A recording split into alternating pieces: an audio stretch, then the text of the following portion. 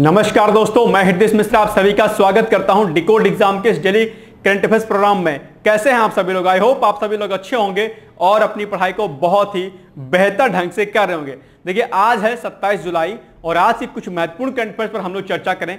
इसके पहले छोटी सी रिक्वेस्ट जो कि डेली मैं आपसे करता हूं कि पहले प्लीज आप लोग वीडियो को ज्यादा से ज्यादा शेयर कर दें ताकि इसका बेनिफिट सभी अभ्यर्थियों को मिलता रहे। और जैसा कि हमने आपसे कहा था कि हमारा जो बेसिकली टारगेट है वो क्या है कि परीक्षा में आपका एक भी करंट अफेयर्स गलत नहीं होने पाए, ये हमारा लक्ष्य है। और दूसरा जो सबसे बड़ा हमारा लक्ष्य है वो ये है कि आपका सिलेक्शन एनी हाउ इस वर्ष से लेकर के अगले वर्ष तक होना है, यानी कि 2024 से लेकर के 2025 तक में आपका अंतिम चयन सुनिश्चित कराना, ये हमारा ध्येय है, ये हमारा लक्ष्य है। और यही लक्ष्य, यही ध्येय आपका भी होना चाहिए और उतनी ही शिद्दत के साथ आपको दरअसल पढ़ाई करनी है, पूरी पॉजिटिविटी के साथ, पूरी कंसिस्टेंसी के साथ। बस इस बात को आपको ध्यान रखना है।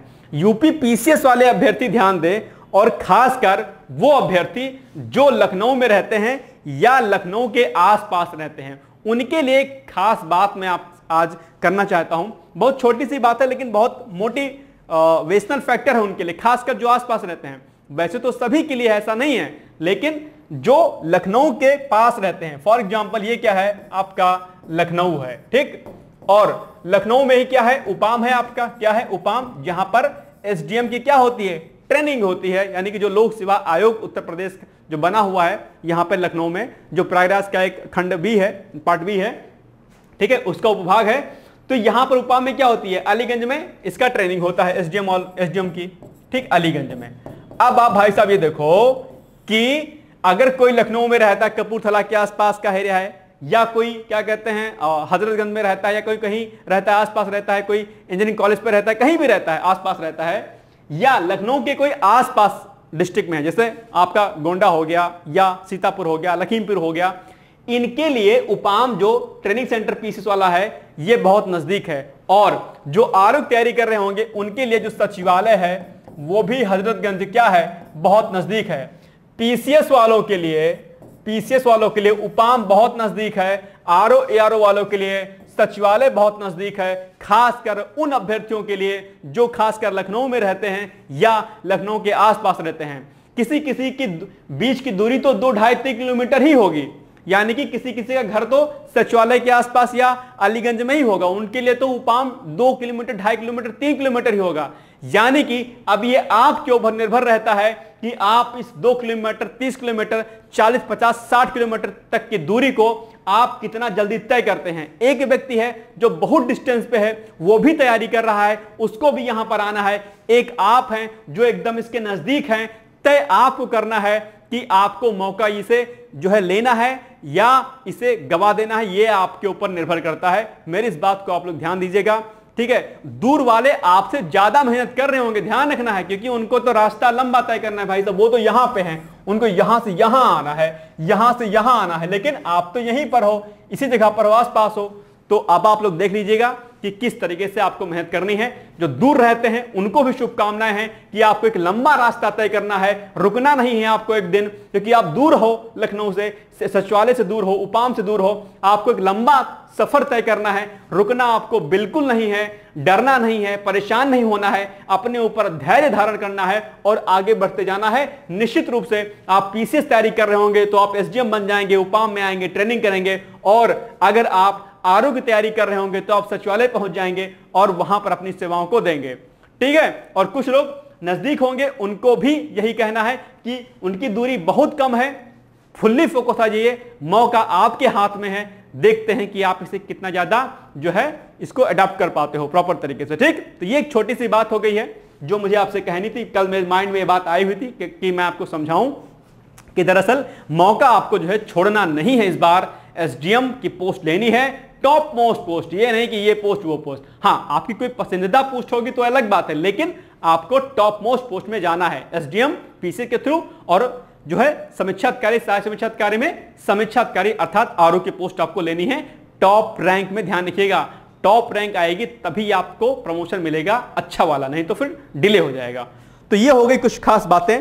अब हम आते हैं आज के करंट अफेयर्स पर। उसके पहले हम लोग कल का रिवीजन करते हैं। लेकिन इसके पहले आपसे छोटी सी रिक्वेस्ट कि प्लीज वीडियो को लाइक जरूर कर दीजिएगा और अपने जो भी दोस्त यार आपके होंगे उनको जो है वीडियो प्लीज शेयर जरूर कर दीजिएगा। चलिए देखते हैं कि रिवीजन में हम लोग क्या करना है।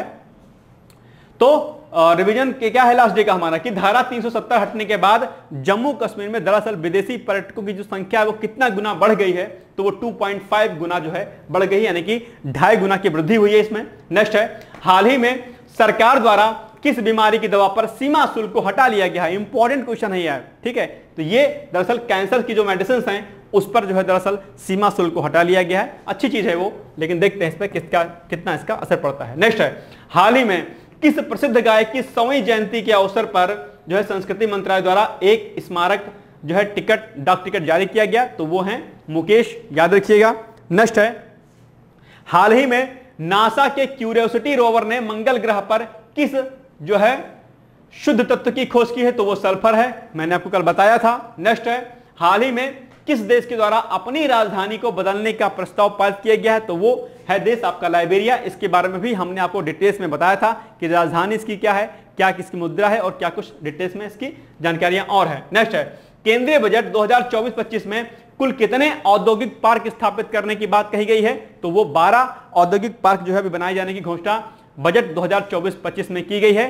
किसके द्वारा? वित्त मंत्री निर्मला सीतारमण के जी के द्वारा। चलिए आगे बढ़ते हैं हम लोग। हाल ही में प्रधानमंत्री जनजातीय उन्नत ग्राम अभियान योजना के शुरुआत की घोषणा किसके द्वारा की गई है, तो निर्मला सीतारमण जी के द्वारा की गई है। यह क्वेश्चन भी आपके लिए क्या है, इंपॉर्टेंट है, याद रखिएगा इसको। आइए अब हम आते हैं आज की करंट अफेयर्स पर, और इसके पहले लास्ट डे हमने आपसे एक प्रश्न पूछा था जिसका उत्तर आप लोगों को देना था। तो प्रश्न क्या था? वो प्रश्न था कि संविधान के किस अनुच्छेद के अंतर्गत संघ की कार्यपालिका शक्तियां राष्ट्रपति में निहित होती हैं, तो वो अनुच्छेद 53 यानी कि आर्टिकल 53 के अकॉर्डिंग जो है दरअसल ये होता है। अब एक चीज और, एक क्वेश्चन था दरअसल 2 दिन पहले शायद हमने पूछा था कि दरअसल मताधिकार, क्या मताधिकार देखो मताधिकार और निर्वाचित होने का अधिकार, निर्वाचित होने का अधिकार,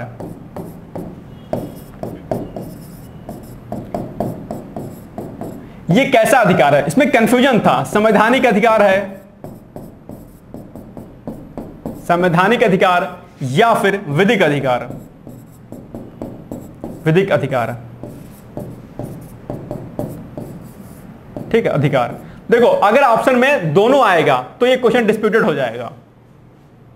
अगर ऑप्शन ए और बी दोनों रहेगा, यानी कि अगर संवैधानिक और विधिक दोनों रहेगा तो डिस्प्यूटेड क्वेश्चन में आ जाएगा। ध्यान रखिएगा, विधिक अधिकार इसका जो है क्या है, सही उत्तर होगा। अगर निर्वाचित होने के अधिकार की अगर हम लोग बात करते हैं तो लोक प्रतिनिधित्व अधिनियम जो 1951 है आपका, ठीक है, उसमें जो 79 क्लॉज है उसके अकॉर्डिंग दरअसल ये क्या है, विधिक अधिकार है। और एक केस हुआ था, उस केस में भी दरअसल सुप्रीम कोर्ट ने इसे क्या कहा था, विधिक अधिकार कहा था। जबकि मताधिकार जो है वो मताधिकार भी सुप्रीम कोर्ट ने कई बार अपने जजमेंट में इसे क्या कहा है, विधिक अधिकार कहा है, जो है संवैधानिक अधिकार नहीं कहा है। तो यानी कि मताधिकार भी क्या है, विधिक अधिकार है। जबकि अगर हम आर्टिकल 326 का हवाला देंगे तो वहां पर ये संवैधानिक अधिकार मताधिकार हो सकता है, लेकिन फिलहाल ये क्या है, विधिक अधिकार ही है। सुप्रीम कोर्ट ने कई जजमेंट में अपने इसको जो है कहा है। और सुप्रीम कोर्ट कौन है, जो है ये संविधान का व्याख्याता है। तो निश्चित तौर पर अगर सुप्रीम कोर्ट ने इसकी व्याख्या की है अपने जजमेंट में तो निश्चित तौर पर ये विधिक अधिकार होगा। ध्यान रखिएगा, बट ये क्वेश्चन डिस्प्यूटेड है बेसिकली, ठीक है। लेकिन अगर आएगा प्रश्न तो आप लोग विधिक अधिकार ही लगाइएगा, ध्यान दीजिएगा, ठीक है। ओके चलो, और ये बेसिकली जो है जो मताधिकार वाला है ये लोक प्रतिनिधित्व अधिनियम 1951 की धारा बेसिकली किसमें है, आई थिंक 62 में है, ठीक है। तो यह भी ध्यान रखिएगा इसको। चलिए आगे बढ़ते हैं हम लोग। ये हो गया हमारा अनुच्छेद 53। चलिए अब आगे बढ़ते हैं हम लोग। नेक्स्ट है, हाल ही में एस्टोनिया के प्रधानमंत्री बने हैं कौन? अभी हाल ही में एस्टोनिया एक देश है, उसके प्रधानमंत्री यानी कि प्राइम मिनिस्टर बने हैं। तो वो आपके सामने 4 ऑप्शन दिए गए हैं, क्रिस्टन मिशेल, जॉन टॉनिसन, एडोब्रिक, या इनमें से कोई नहीं। तो ऑप्शन नंबर ए अर्थात क्रिस्टन मिशेल जो है अभी हाल ही में एस्टोनिया के नए प्रधानमंत्री बने हैं, इसको याद रखिएगा।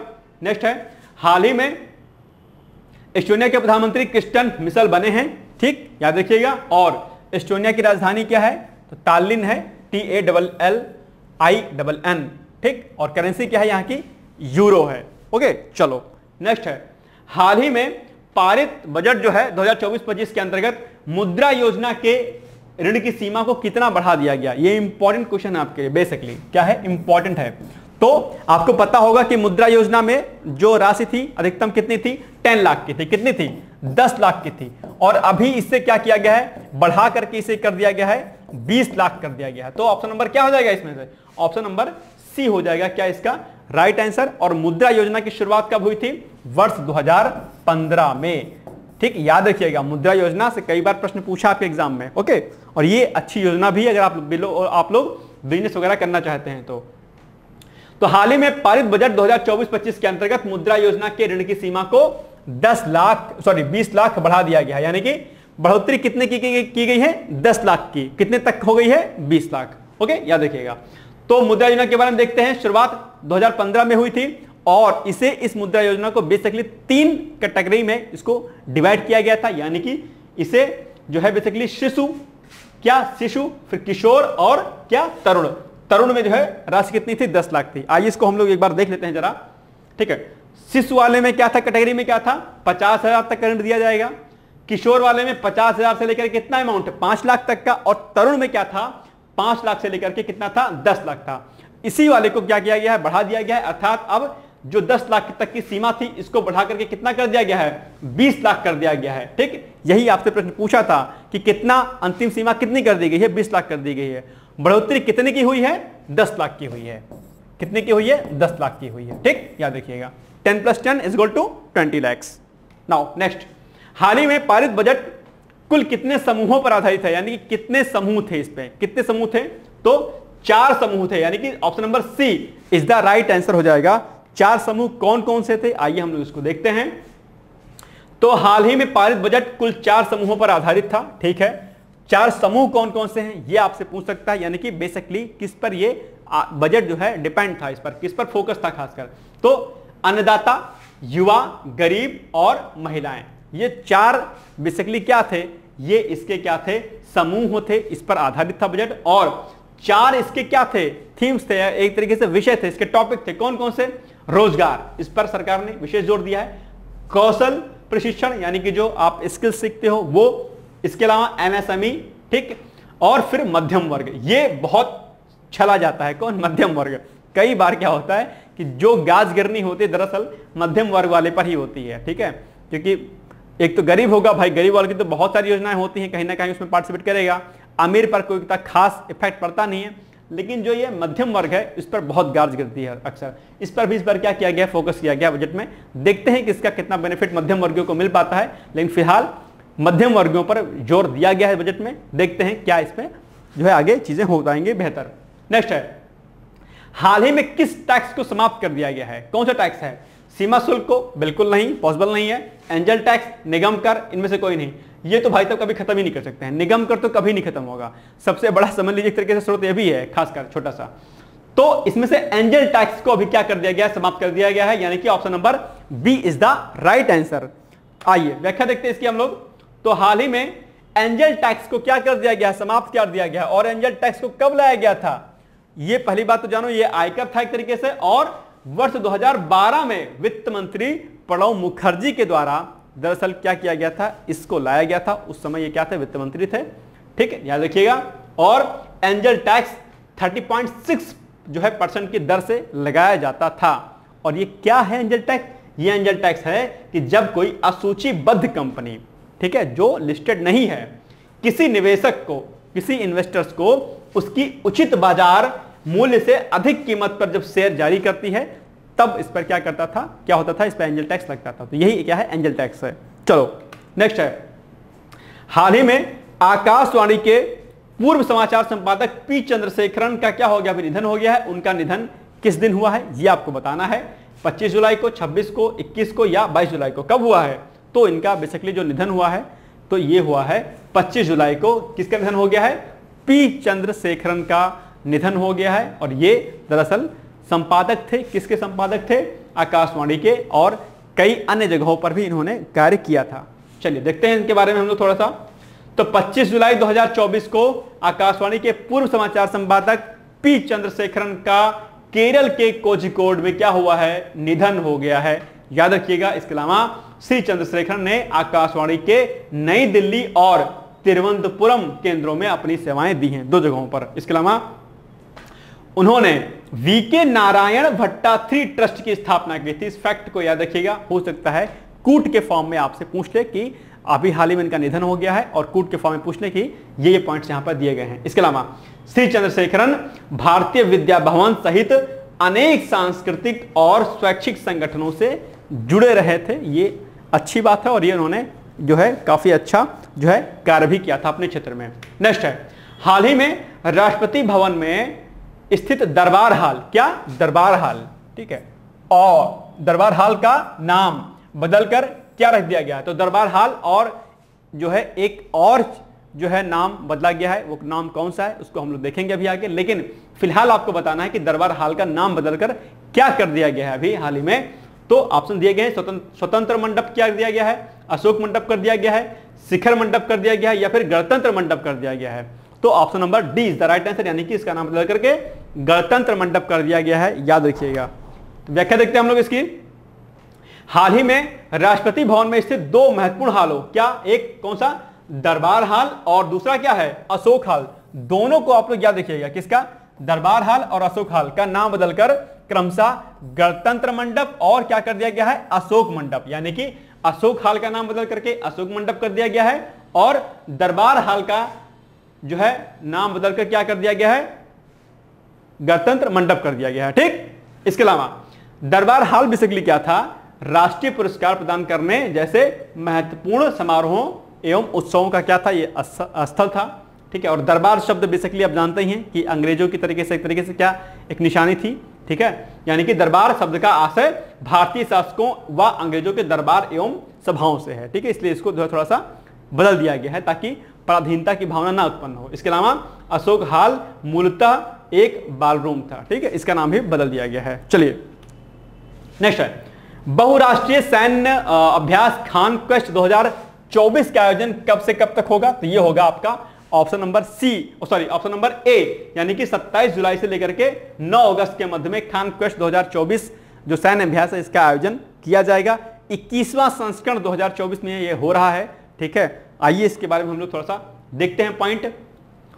तो बहुराष्ट्रीय सैन्य अभ्यास खान क्वेस्ट 2024 का आयोजन 27 जुलाई से 9 अगस्त 2024 के मध्य में आयोजित होगा। एक बात। दूसरा, इसका आयोजन मंगोलिया के उलन बटार में होगा। याद रखिएगा इसको, कई बार पूछता है कि सैन्य अभ्यास दरअसल आयोजित हुआ कहां पर है।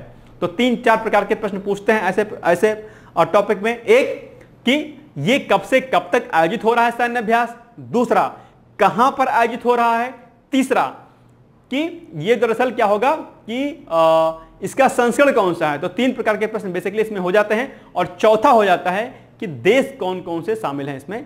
तो 3-4 प्रकार के प्रश्न दरअसल सैन्य अभ्यासों से पूछे जाते हैं। तो आपको सभी चीजों को याद रखना है। ठीक। आइए देखते हैं अगला पॉइंट कि यह अभ्यास विश्व भर के सैन्य बलों को सहयोग करने और शांति स्थापना की अपनी क्षमताओं को बढ़ाने के लिए एकजुट करेगा। इसका पिछला संस्करण 19 जून से 2 जुलाई 2023 के मध्य में मंगोलिया में आयोजित किया गया था। और ये इस वर्ष क्या है, 2021 में 21वां संस्करण है। ठीक है। ये देखिए वर्ष 2024 में क्या है, 21वां संस्करण है। यह अभ्यास पहली बार वर्ष 2003 में अमेरिका और मंगोलियाई सशस्त्र बलों के बीच में एक द्विपक्षीय कार्यक्रम के रूप में शुरू हुआ था। मतलब जब 2003 में जब ये शुरू हुआ तो केवल 2 देश इसमें सम्मिलित थे। कौन कौन से, अमेरिका और मंगोलिया। कब, 2003 में। लेकिन अभी क्या हुआ है, इनकी संख्या बढ़ गई है। यानी कि वर्ष 2006 से यह अभ्यास बहुराष्ट्रीय शांति स्थापना अभ्यास में परिवर्तित हो गया और अभी इसमें कंट्रीज क्या हुई है, बढ़ गई हैं। चलिए नेक्स्ट है, वैश्विक ईंधन गठबंधन को कब लॉन्च किया गया था, किसको, वैश्विक जैव ईंधन गठबंधन 2015, 2016, 2020, 2023। तो इसका सही उत्तर होगा आपका वर्ष 2023। G20 जब समिट जो हो रही थी अब तभी इसका जो है क्या किया गया था, गठन किया गया था। और इसमें जो है भारत ने इसका गठन किया था। तो इसमें अभी क्या हुआ है, कई और देश जो है दरअसल इस गठबंधन में, यानी कि इसमें वैश्विक जैव ईंधन गठबंधन में क्या हुए हैं, बहुत सारे देश इसमें अब शामिल हो गए हैं। आइए इसके बारे में हम लोग थोड़ा सा देख लेते हैं।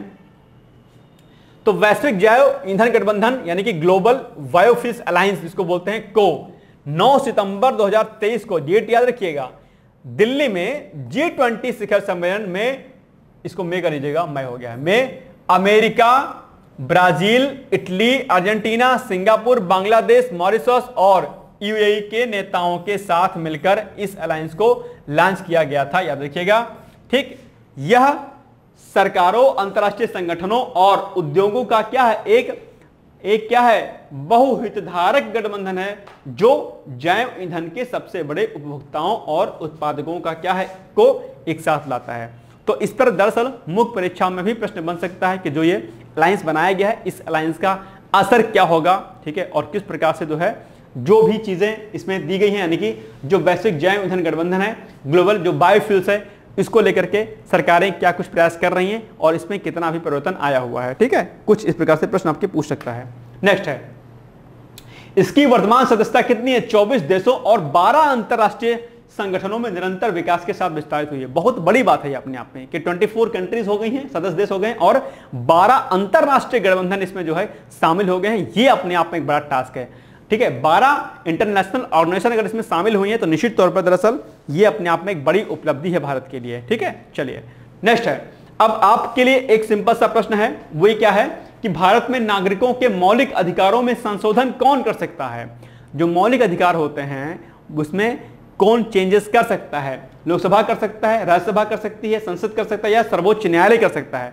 इसका सही उत्तर आपको कमेंट बॉक्स में बताना है। पीवाईक्यूज का प्रश्न है, पॉलिटी का प्रश्न है। मुझे पूरी उम्मीद है कि आप इसका उत्तर सही देंगे। नहीं आता होगा तो गूगल कर लीजिएगा, लेकिन उत्तर जरूर दीजिएगा। छोटा सा लाइक का बटन प्लीज प्रेस कर दीजिएगा। ओके, तो ये हो गया प्री का प्रश्न जिसको आपको बताना है कमेंट बॉक्स में। और अब हम आते हैं आज के मुख्य परीक्षा के प्रश्न पर। हाल ही में आपको पता होगा कि बजट 2024-25 पारित किया गया है, तो आपको बताना है कि दरअसल बजट क्या होता है और भारत में बजट निर्माण की क्या प्रक्रिया है। ये पीसीएस में खासकर प्रश्न पूछा जाएगा, आपके इंपॉर्टेंट है, इसको आप लोग प्रैक्टिस कर लीजिएगा।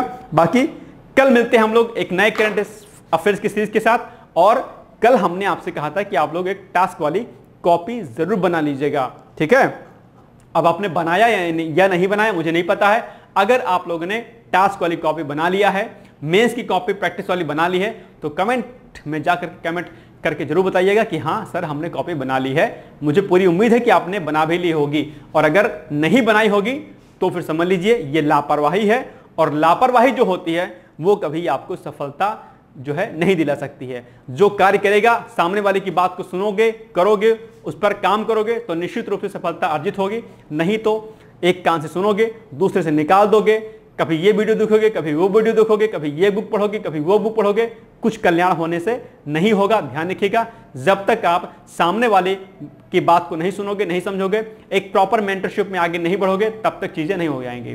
ठीक है, भारतीय क्रिकेट टीम है, अलग अलग खिलाड़ी होते हैं, वो बहुत अच्छा खेलते हैं।